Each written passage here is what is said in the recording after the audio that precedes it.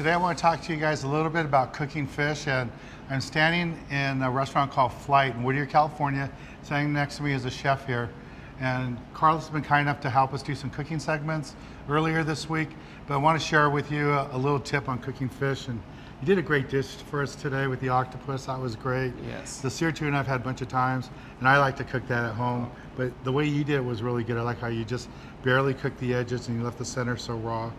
And then the wrapped fish, that was pretty cool too. Yeah, definitely. But can you give our viewers a little tip that can help them at home when they're cooking fish?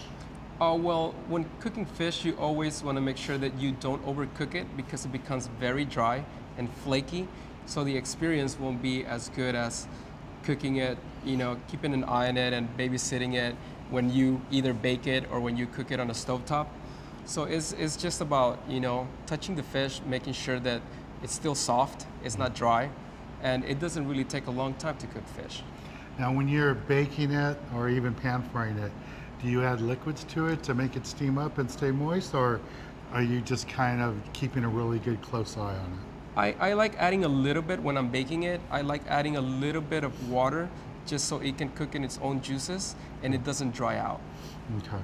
But most of the time it's just keeping a really sharp eye on it. Exactly, yeah. You want to babysit fish because, like I said, you don't want to overcook it, and it doesn't take a long time to cook fish. Right, and I'm sure a lot of people make mistakes at home where they put the fish inside the oven or on a grill and they start making phone calls, and before you know it, it comes out like cardboard. Yes, definitely, and that's not the way to eat fish. Then it wouldn't, you would not have a good experience eating it or tasting it. What you should remember at home too is when you take the fish out of the oven or off the grill, it's still cooking. Correct. It's still within the cooking process, so yeah, it'll carry on. Right. And I just like it when it's just starting to flake. That's how I know, but you have to stay right on top of it. Definitely. That's a great tip. Thanks a lot, Carlos, for helping us out. Thank you, Dan. If you want to try Carlos's cooking out, come to Phlight, Whittier, California. He'd be glad to cook up a dish for you.